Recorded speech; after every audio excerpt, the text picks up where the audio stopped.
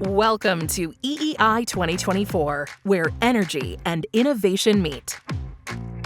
Over the next 3 days here in Las Vegas, electric company leaders, tech company executives, policymakers, and industry thought leaders will address issues that are defining and shaping the energy landscape of today and tomorrow.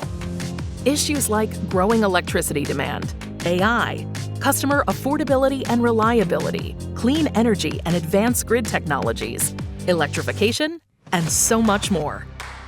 This is the place to network, share insights, and learn. At EEI, we call this Power by Association. Electric companies are delivering the future of energy, and it all starts now. Please welcome President and CEO of EEI, Dan Brouillette.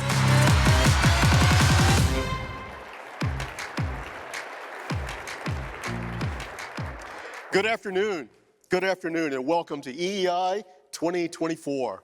We are excited to be here in Las Vegas, and we have a terrific and a timely program planned for you over the next 3 days.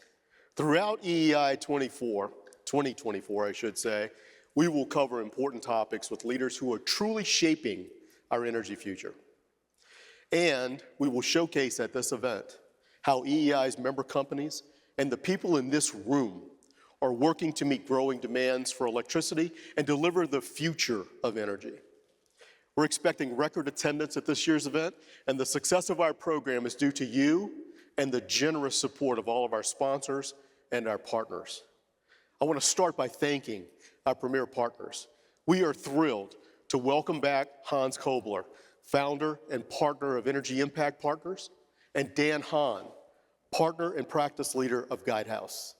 From our platinum sponsors, I'd like to acknowledge Deepa Padawal of Black & Veatch, Jim Thompson of Deloitte, Roger Smith of Oracle, and Duke Austin of Quanta. If you will, please stand so that we can recognize you. And again, thank you for your continued support of EEI. Please. Thank you so much. Thank you so much. We're also grateful to this year's event host, NV Energy. Thank you, Scott Thon and Doug Cannon, for your incredible leadership of our industry and your incredible hospitality in this wonderful city of Las Vegas. Thank you.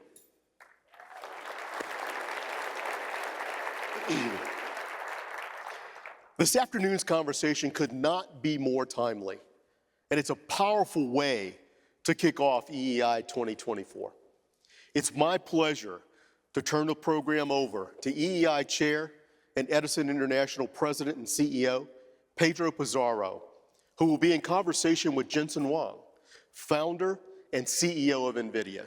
Please join me in welcoming Pedro and Jensen.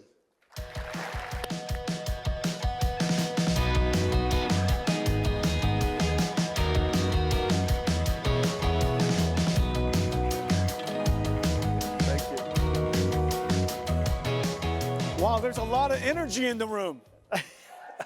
That was my joke. So this is how it's going to roll. Did anybody get it?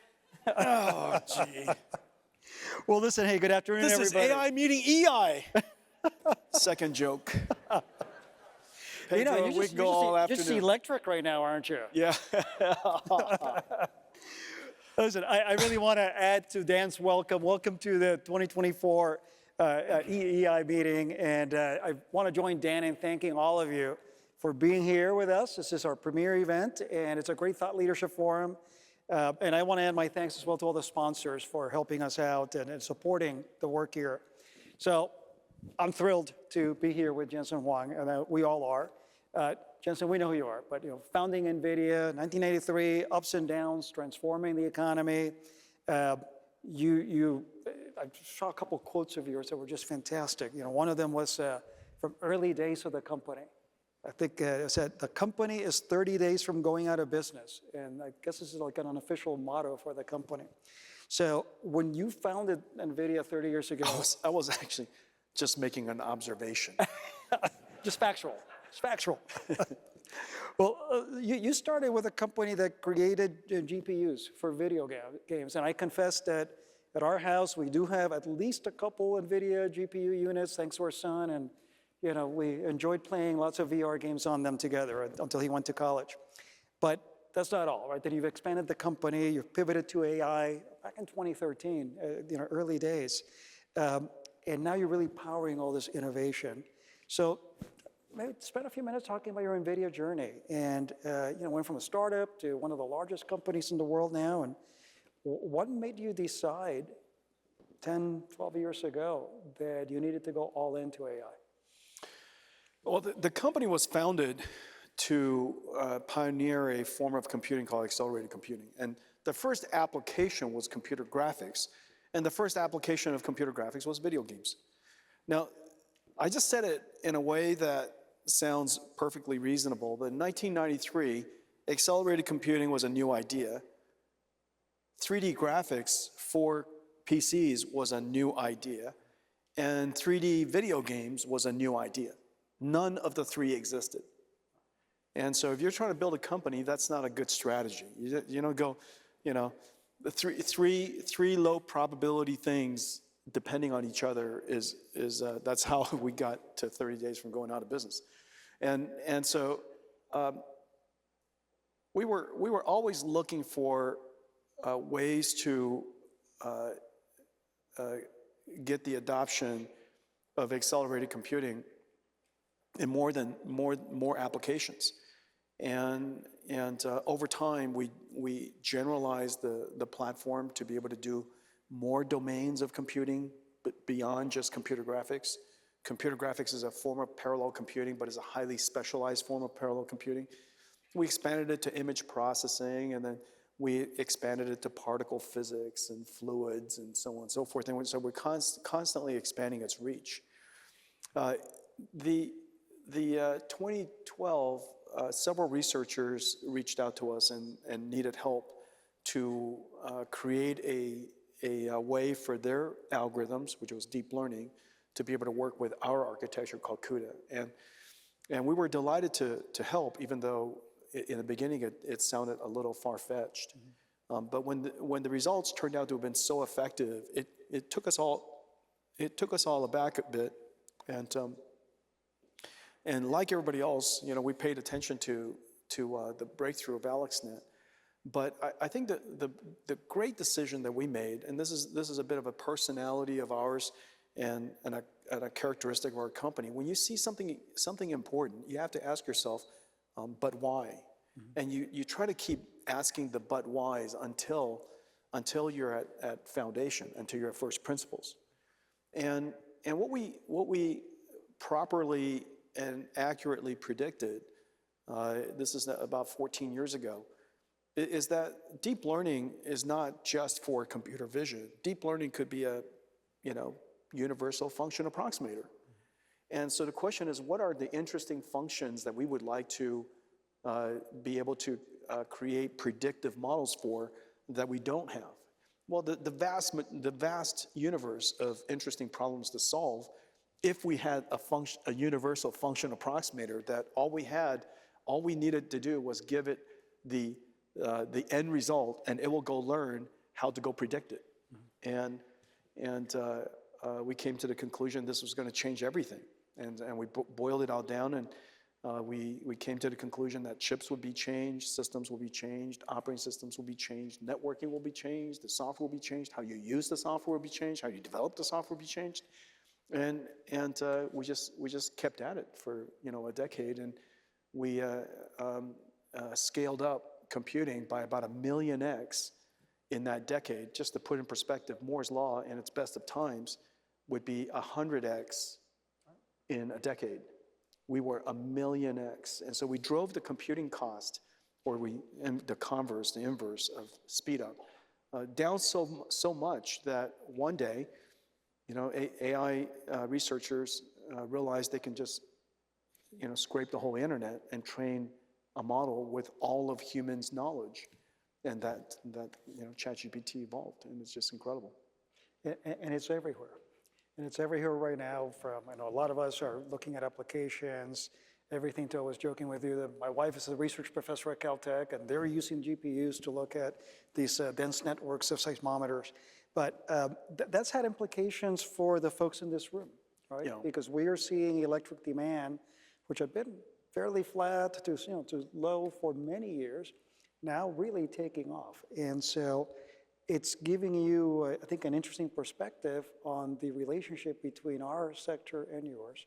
So just love your thoughts around what are we doing? Do you have concerns about the approach we're taking? Advice you have? How do you think about that? Yeah, let's see, probably in a couple of things. The first thing is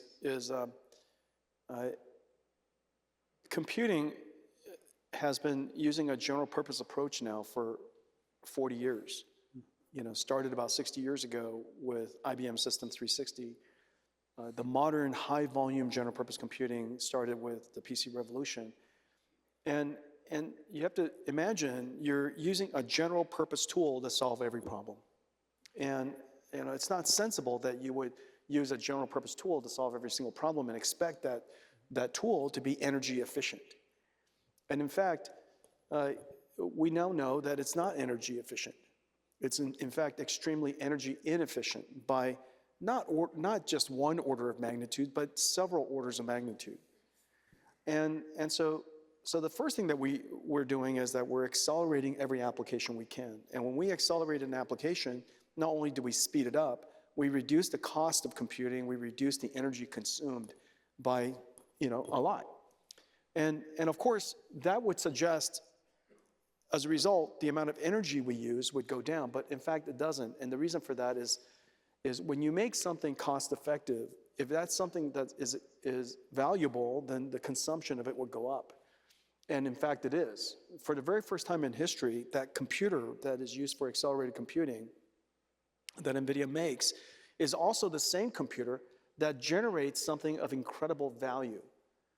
Everybody in this room, you were vital to an industrial revolution that transformed atoms, oftentimes water, apply energy, fire, and it transforms it to electrons. And the instrument that you use to do that is called an AC generator. It was invented by Nikola Tesla. The version before that was called a dynamo, the DC version. The AC version made it possible for all of you to generate your value, transform atoms to electrons, and distribute it far and wide. And because it's AC generation. And so of course, that was your industrial revolution. And we built a whole bunch of other industries on top of that. One of the industrial revolution that I was part of started about 30, 40 years ago, which is producing something that's invisible. And we call it, as you know, well, back then nobody imagined that you could actually produce something like that and sell it. But today, software industry is a $3 trillion industry. And so that is our industrial revolution, which then led to this one. And this new industrial revolution takes raw material. That raw material is data. We process it, we refine it, and we distill it down into an intelligence, a digital intelligence that embeds all of this knowledge and intelligence into these tokens. And these tokens are what you enjoy when you're interacting with ChatGPT. All these words that are being produced, that are generated, the next word that's being generated, comes out of the computer as a token, as a floating point number. And so this new thing that's being produced has great value because it encodes intelligence, it embeds intelligence. And we're now producing it at fairly large volume. This input, the input of this new industry, requires your output. What comes out, what goes into this new intelligence generator is the output of your AC generator. So your AC generator produces electricity that goes into our AI generator, which produces floating point numbers we call intelligence, digital intelligence. And because this digital intelligence, as we know, has so much value to humanity, the consumption of digital intelligence is going to go up. And we're producing it fairly cost effectively. And so this is going to be the next driver of fairly significant energy consumption all around the world. Now the challenge for us is to figure out how to go and create that energy. And one of the things that you should keep in mind is that today's energy is built around where society is, where population is, where the grid is. In the future, you'll probably generate electricity and generate energy near grids and not near grids. And that's something to consider as you do this, because you have to keep in mind that AI doesn't care where it goes to school. It doesn't have to be near population. We consume it near population. And so we're still going to require a lot of electricity and a lot of energy near population, but you can also create quite productive energy, off the grid, not off the grid, but away from the grid today. Yeah. So it's interesting, though. So one, I think, of your underlying thoughts on this is that, which I agree with, as you make this computing power more and more cost-effective, maybe bending the curve down, but it's actually then generating even more demand. Do you see a limit to that? Do you see a place where you've created so much intelligence that now you're looking at just marginal development, or do you continue to see this almost exponential curve, or do we just not know?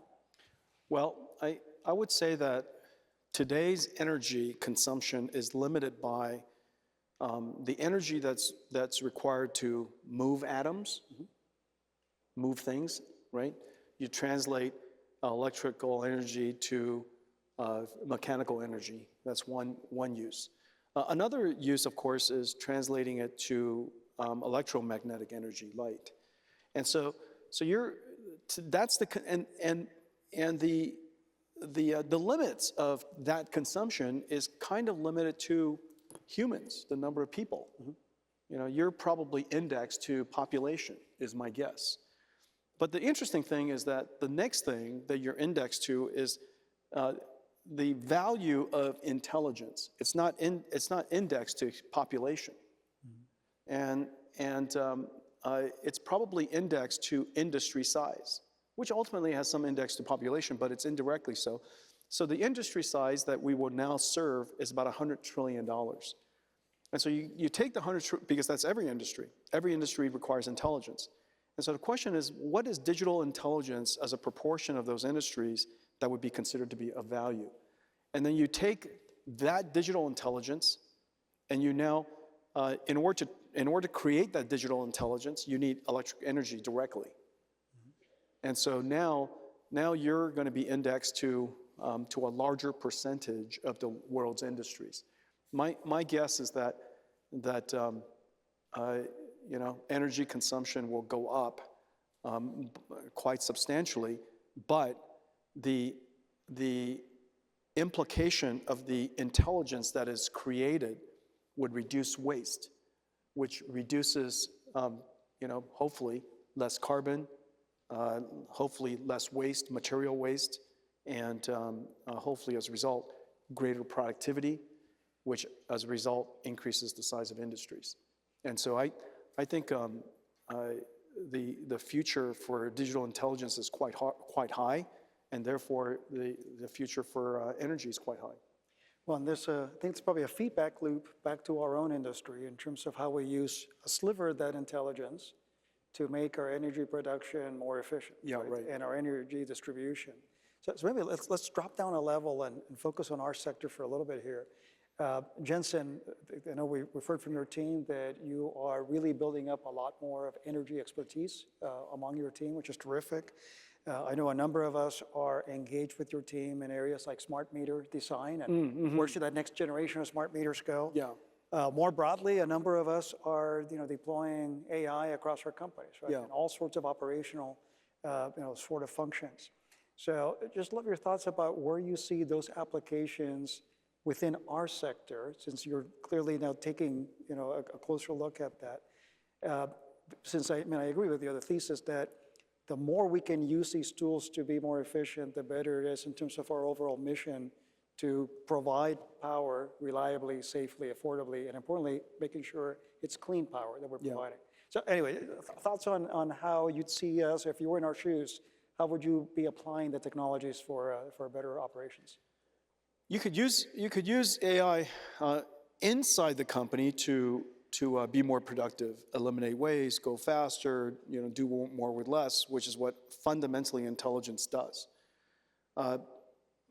However, what is likely the greatest return, the greatest impact, will likely be applying AI in the delivery of the energy itself, the provisioning of the energy, the grid. And in order to have a smart grid, an AI intelligent grid, you first have to have it be a software-defined smart grid. Mm-hmm. And so the work that we're doing together, let's see, I don't know if utility data is in the room, but we're working together on smart meters and AI meters, and working with you and Portland General in deploying AI computers integrated into the grid. Well, ultimately, here's my thinking that it will likely be the case that the grid will not only become smart, but it will likely become would of course bring in energy from a whole lot of different other sources, including the consumers. Mm-hmm. And I can totally imagine the grid from a software abstraction perspective look kind of like an app store. Mm-hmm. And the app store, which is this smart grid, has all these sources and sinks, and it has to be smart about connecting sources and sinks. And if somebody wants to get into the app store, obviously it's software defined, and that person wants to maybe sell some of their excess energy. Maybe it's in their home battery, maybe it's in their car, whatever, and they would like to sell their energy to some of the neighbors. That process would need someone to orchestrate that process, like an app store. Mm-hmm. And so all of you would become owners of app stores. And instead of app stores, they're actually energy stores. And because you have to connect sources and sinks, it's exactly like Uber, which has to connect destinations and riders. And so in a lot of ways, all of your power grids today, which is really just a distribution network, mm-hmm. is going to become a smart network like the internet. And there's going to be a layer on top of it that's kind of like Uber, kind of like an app store. And if that's the case, and you go, oh, that's sensible. If that's the case, then how do you make that happen? Well, the way to make that happen is smart meters, mm-hmm. AI, and it has to be software defined. And so I kind of reason through it, kind of from a computer science perspective, but this is a great opportunity for all of you. Your business model can really be transformed. Absolutely, and frankly, I like to say that there's a lot of excitement about the sharing economy, but this is the original sharing economy. Yeah. You're connecting supply and demand, and we're ensuring that we're getting the most effective capital utilization for the economy. That's right. By having a strong grid to share these resources. That's right. Yeah. That app store you're talking about, I think we have the early days of that, right? And we have an acronym for everything. Yeah. So DERMS. DERMS? DERMS. Sexy. Sexy, very sexy. I think you can run with that one. Yeah, so distributed energy. DERMS. Distributed energy resource management systems, but that's absolutely what you're talking about, right? Yeah. And as we look at increasing that network and the control surface across it, a lot of the utilities in the room are working hard on how do you have these systems to provide that orchestration across the system. Right, exactly. And I think it's a place where AI is going to have to play a critical role. Exactly. But that's awesome. Yeah, that's awesome. So that brings up another. DERMS. I love it. DERMS, you got it. You walked up with an acronym. Now that brings up a different topic, though, Jensen, and it's one that we experience a lot, but I know you experience as well. As we get this greater complexity, right, in a more interconnected world, cybersecurity becomes and has an even higher bar to it. And we really, the power companies in the room here are partners with the federal government in national security. You are as well. Maybe a couple things that I would throw at you here in terms of question one. Share a little bit about how you view NVIDIA playing, in that space and the relationship with the federal government in terms of your own technology and how critical it is. But then also thoughts you might have as we go into a more and more technologically connected world how you think about our and other sectors in terms of protecting cybersecurity in a world where AI is probably increasing the capabilities of the adversaries, but also giving us more tools. Yeah, cybersecurity in your world is fairly complex, and obviously the impact can be quite severe. Where we play in cybersecurity are really two places. As you know, cybersecurity at its core is about computer programs attacking other computer programs. And those computer programs, of course, are written by people, or maybe they're some kind of clever algorithm that evolves, but ultimately it's computer programs attacking computer programs. And if you have computer programs attacking computer programs, you're essentially having computers attacking computers. And if you have computers attacking computers, you like to be the faster of the two computers. Right. And so one of the things that is true is that the attackers are increasingly using accelerated computing and generative AI as a way to penetrate the system, your defenses. And so we're seeing a fairly broad adoption and increasing adoption of accelerated computing because it's so fast. It's orders of magnitude faster than general purpose computing. It's so fast that you have the benefit of doing two things. You could respond faster, and you could apply much more sophisticated defenses. And sophisticated defenses means more complicated algorithms. And those algorithms could be a highly evolved form of AI. In the case of fraud detection, it could be, they're called boosted trees, but basically a whole bunch of decision trees that are running in parallel. And in the case of much more sophisticated AI that's trying to understand an attack and not be overwhelmed by false positives. The problem is the first thing that you want to do is overwhelm somebody's defenses, and they think that they're all attacks. Meanwhile, the real attack, sneaks by, and so you don't want to be overwhelmed with false positives. And in order to solve the false positive problem, you have to be much more intelligent about. And this is where generative AI can play a huge role. But in all cases, you have to do it very, very quickly. And so if you're not using accelerated computing and generative AI, you should really look into it. This is obviously an area that's going to become much, much more active. Where cybersecurity starts and ends, and where generative AI for security starts and ends is going to be, it's going to be really fuzzy. And so I think this whole area of cybersecurity is going to become an AI problem. It's going to become an AI technology race. Well, and let's throw quantum in there too, right? Yeah. So how does that intersect with, that we were talking earlier about, the impact of quantum C on cryptography, but when you throw that into the mix, how does that complicate it? Well, quantum computing has the promise of solving combinatorial problems without growing in complexity exponentially, because it encodes ones and zeros as one bit instead of two, and you can represent one and zero at the same time instead of using one bit to represent zero, one bit to represent one. Information processing doesn't grow exponentially; it grows linearly, and there are many problems that are combinatorially incredibly complicated. So the example that I gave Pedro was earlier was how would you seat a wedding party of 300 or 400 people, and the combinations grows so fast, it's way more than the number of atoms in the universe, and so as you know, at a wedding party, if you had to figure out how to seat 300 or 400 guests, the only computer you could use that can solve that problem today is a mother-in-law, and that's humanity. It's a very sophisticated computer. Oh yeah, and so, but I think their algorithm as I was thinking about that, I was thinking afterwards, Pedro, that maybe the algorithm is not that complicated. It's sorted by who brings the most expensive gifts.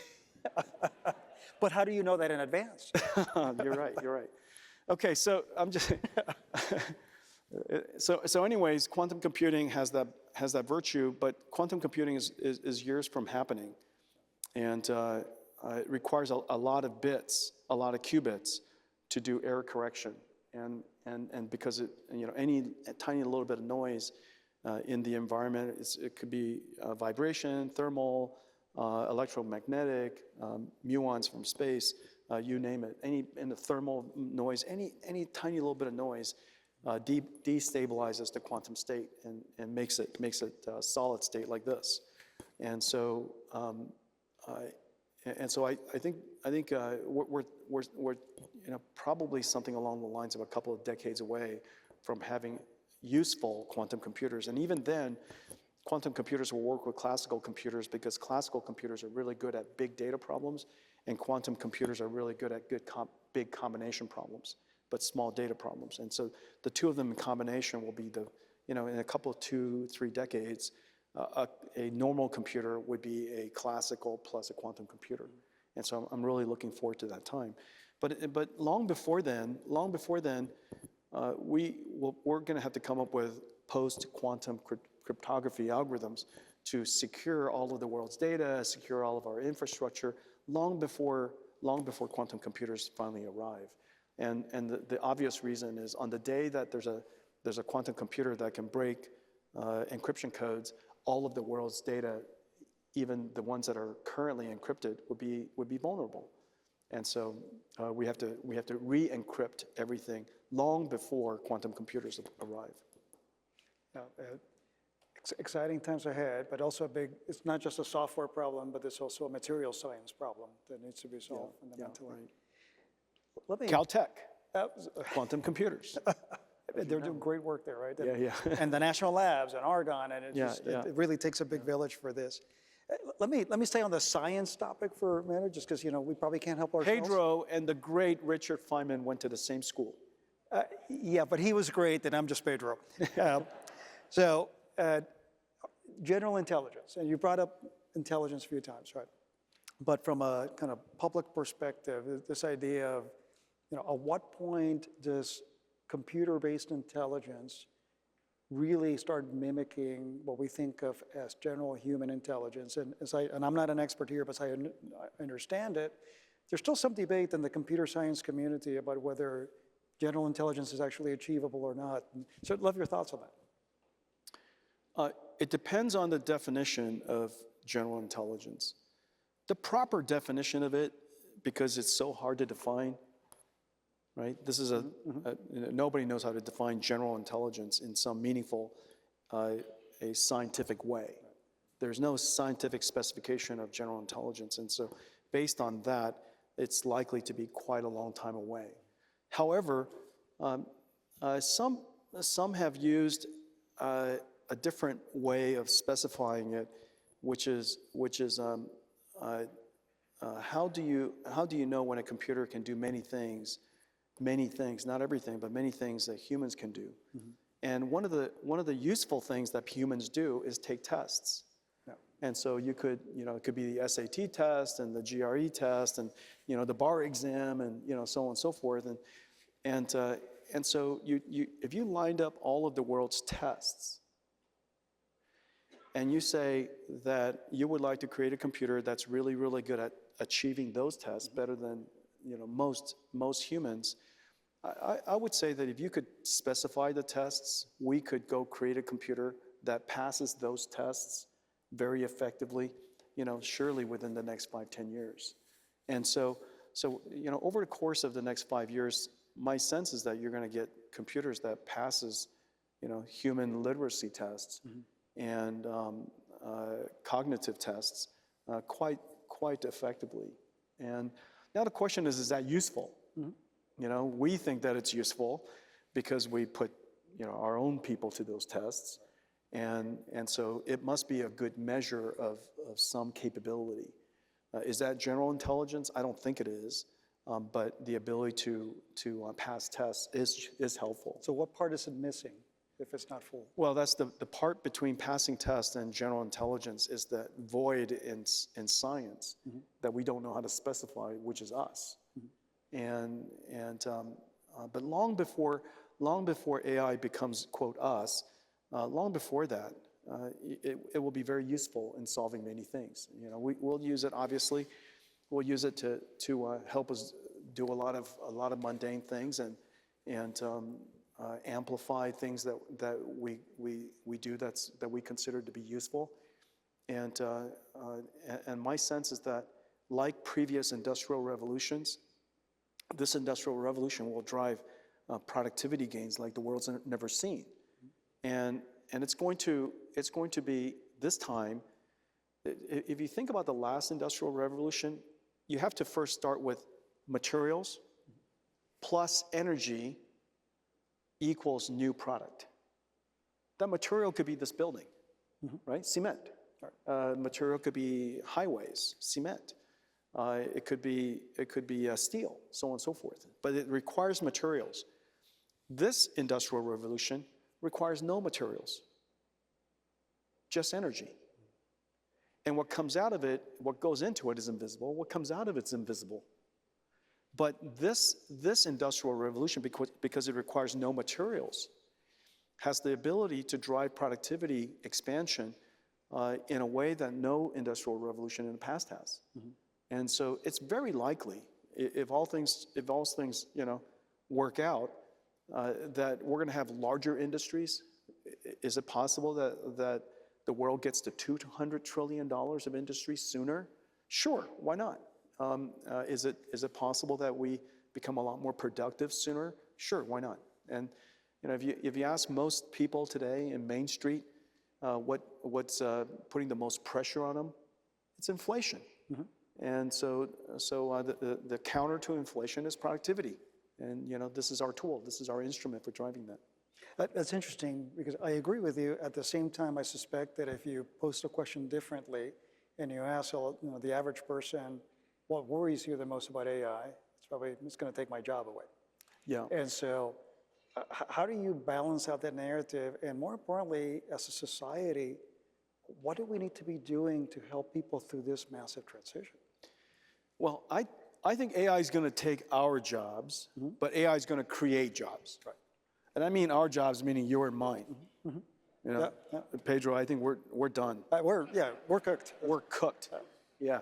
However, hey, go get a drink. Let's go now. Yeah. And so what do I mean by that? Most companies I know, most industries I know, when they become more productive, it's either top line productive or bottom line productive, okay? And in both cases, they become more profitable. When they become more profitable, they tend to hire more people. It's very rare that an industry goes, oh, look at that, incredible profitability, big layoffs. Right. Okay, it's obviously the other way around. And so the reason for that is because you can go back in history and look at it over time. Obviously, the world's industries, the world's GDP is the largest it's ever been. And the reason for that is because we're more productive than we've ever been. And it's because we also have more ideas than we've ever had. So long as the world has ideas, if we were more productive, we will have increased earnings to fund those ideas, which drives up the size of the industries. And so I'm a fundamental believer in the benefits of productivity. I'm a fundamental believer that wasting is bad. Wasting materials is bad, wasting time is bad, wasting costs, wasting energy is bad. Wasting is bad. I'm fundamentally against wasting. And I'm fundamentally in the camp of greater productivity is good.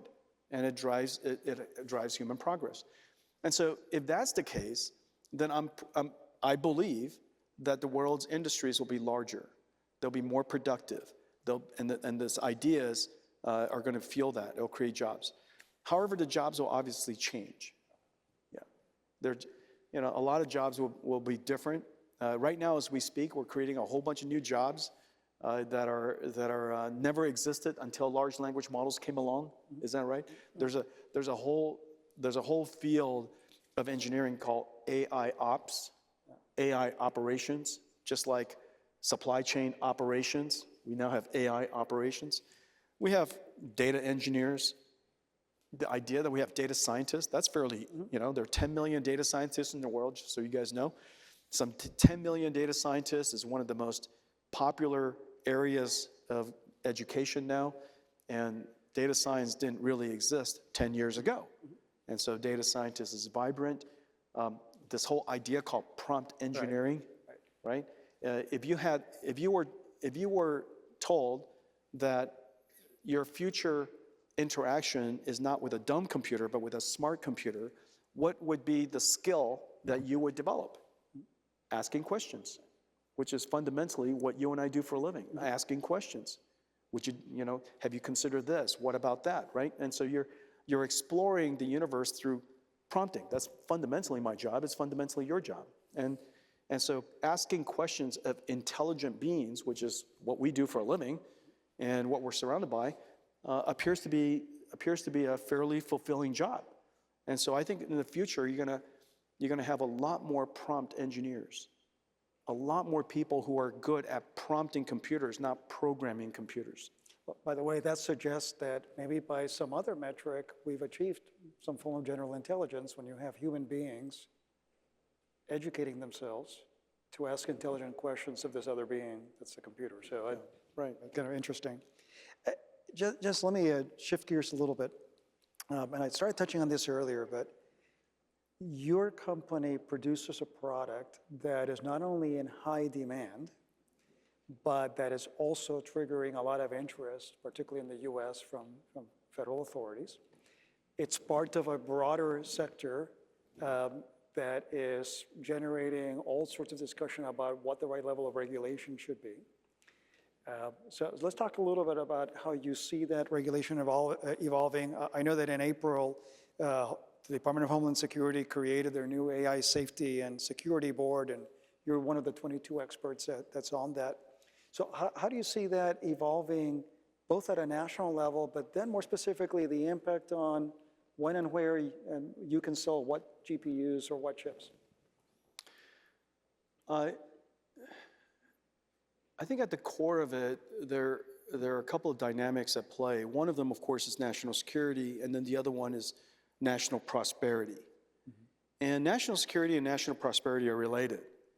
It's hard to be secure when you're not prosper. You're more secure when you are more prosperous. So the two are highly linked ideas. I think the United States recognizes the importance of artificial intelligence rightfully, and that the instrument that produces artificial intelligence ought to be considered carefully. And that's really, I think, at the highest level, encapsulates their thinking. As with many other instruments in the world, microprocessors, by the way, are chip manufacturing equipment, different fab manufacturing equipment are regulated, and so is ours.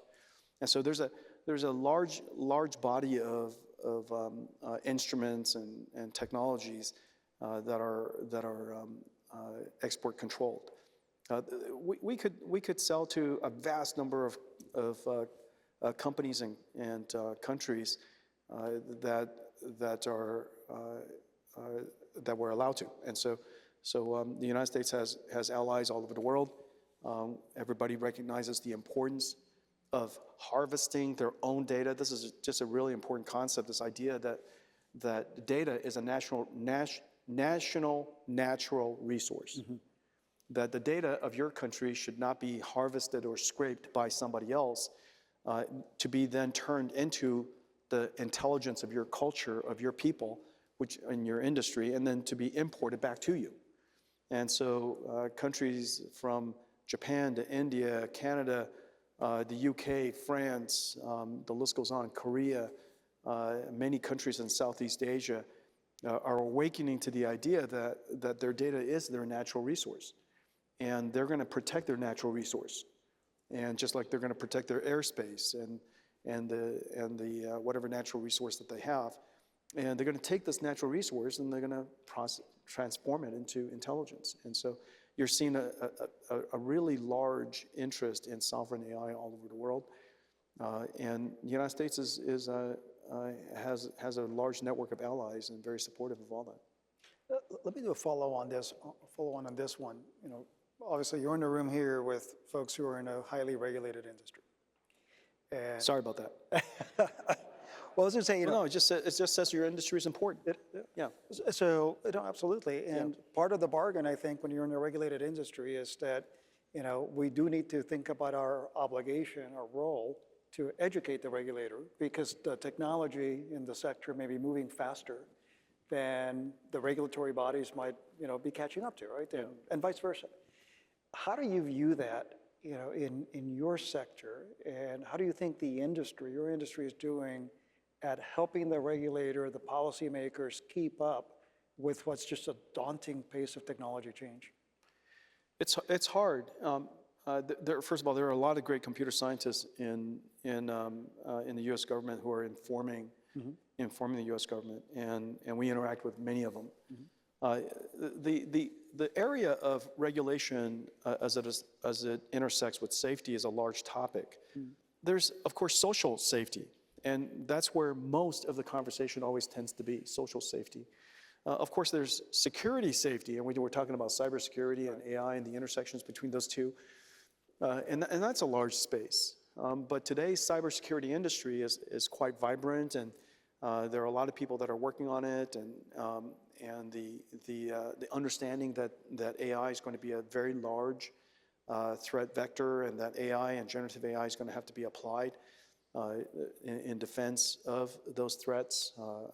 That awareness is very high, and so there's social safety, which gets a lot of ink, and rightfully so. There's security safety, and then of course one of the most important areas that just doesn't get enough airtime is functional safety. And functional safety is a simple concept. It's just hard to achieve. And functional safety is really about building AIs that work according to your specification.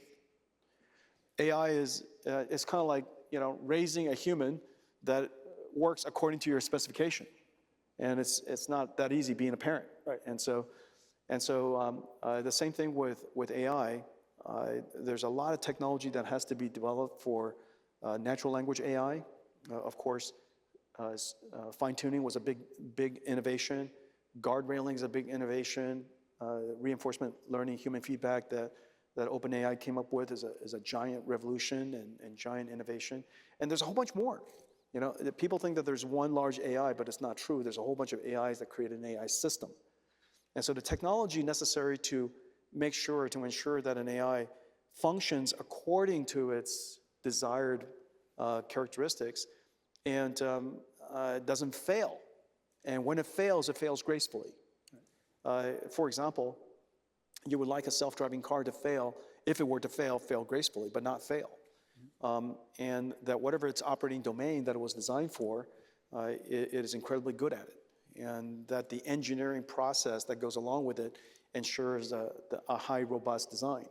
And so that entire field of engineering associated with AI is still being early development. And that requires I think it deserves a lot more energy.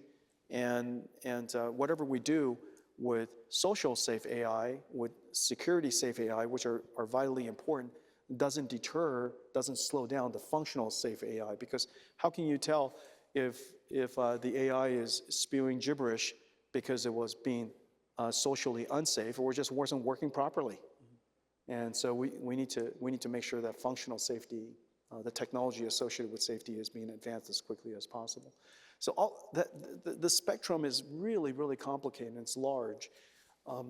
But the social energy, the public energy, the regulatory energy, the governmental energy that's being put into it is, I think, healthy and it's good. And we ought to keep talking about all of these different sectors. So how are you feeling about the balance between, I'll call it, top-down, policymaker, government-driven regulation or directive versus the ability for bottom-up, whether it's input into that, self-regulation? Are we getting it about right as a society, or are you worried it's tilting one way or the other? Well, everybody's in a discovery process, so I would say that the activity level is good. The activity level is good. So A for effort. Yeah, I think it's okay. I think it's okay. You don't want to regulate too soon. You might regulate the wrong thing. Yep. And regulation has, as you know, unintended consequences. You would like your regulation not to set the whole nation back. Remember, prosperity is national security. And one of the reasons why AI is so front and center in today's national security for the United States is because of its advance. Not one person in the United States feels badly about the leadership of the country in AI, and you just want to sustain it. And so obviously leadership, prosperity, and national security go hand in hand.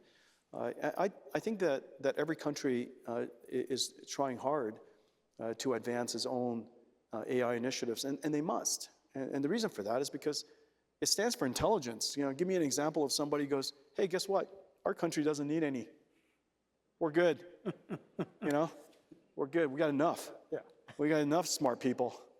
And so obviously advancing the intelligence of every country and every culture is really important. You can't, it's not something you can unify. And the reason for that is because cultures,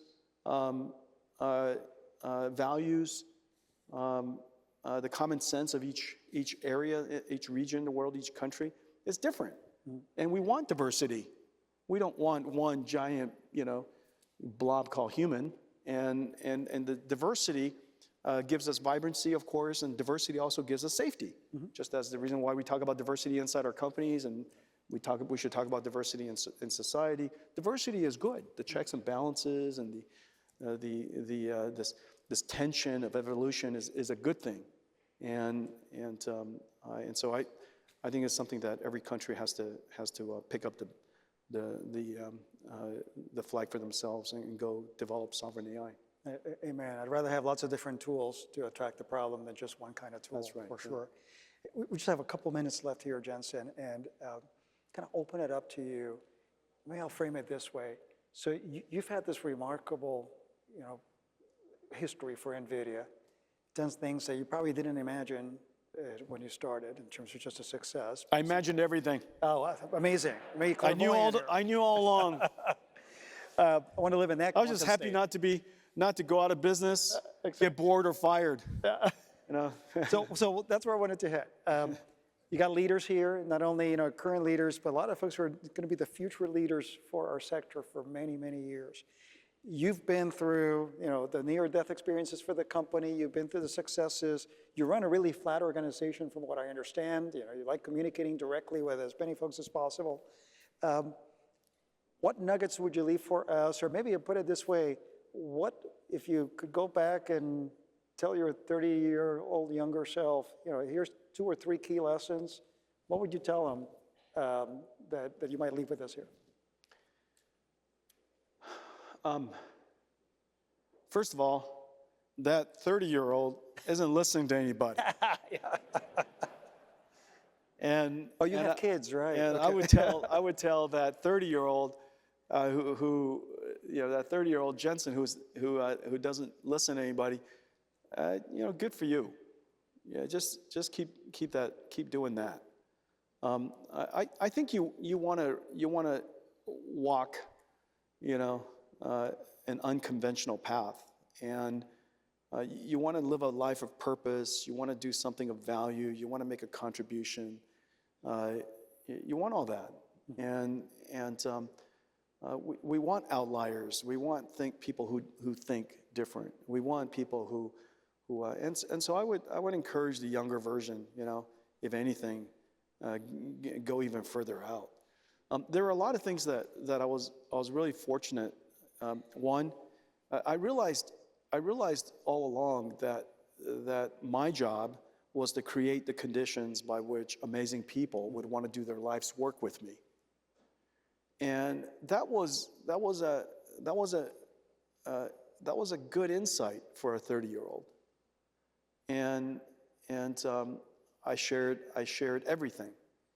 And that's the reason why NVIDIA's direct reports is so large, because I want everybody to be empowered with the information of doing great work.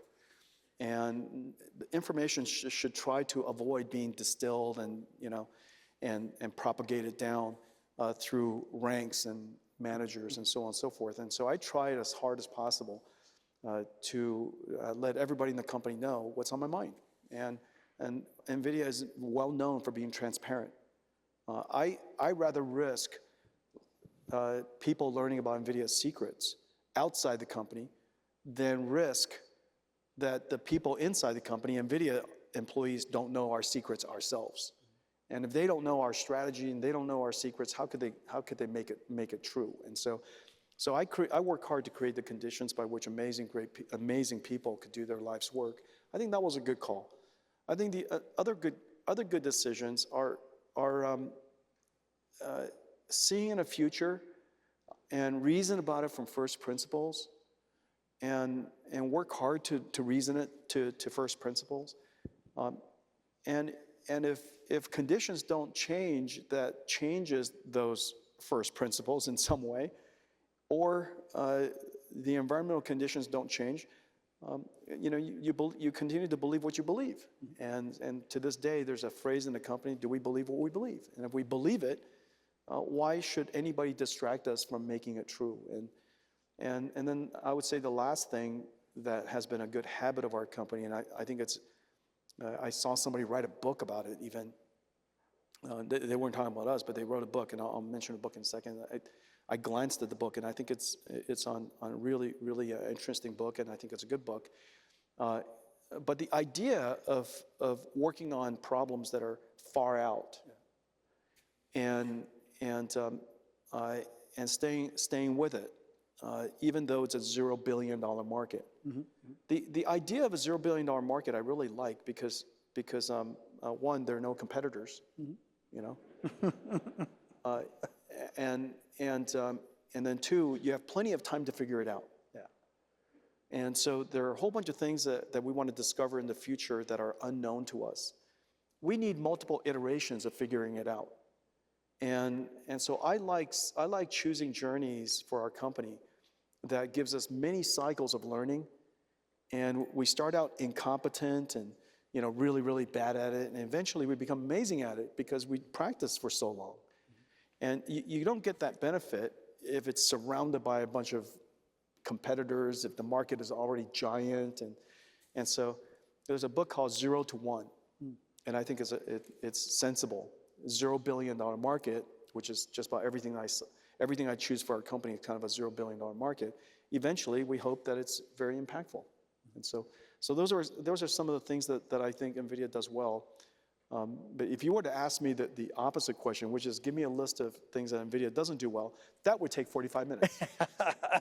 Well, we'll bring you back for that one, Jensen.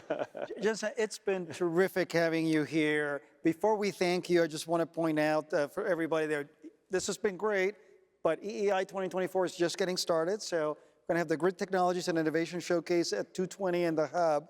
And then we're at the Waterblue Terrace tonight. We're going to have the opening reception sponsored by Caterpillar, Centuri, and Technosilva. So thanks to them. And now, Jensen, we get to say a proper thank you. Maybe one closing thought. When I think about my own life and what I've seen in terms of technology development, it's been incredible. And over the last 10, 15 years, NVIDIA has been a big part of that moving of technology for the world. Thank you and your team for that. We got a lot more moving to do, and we look forward to partnering with you on that. Let's thank you.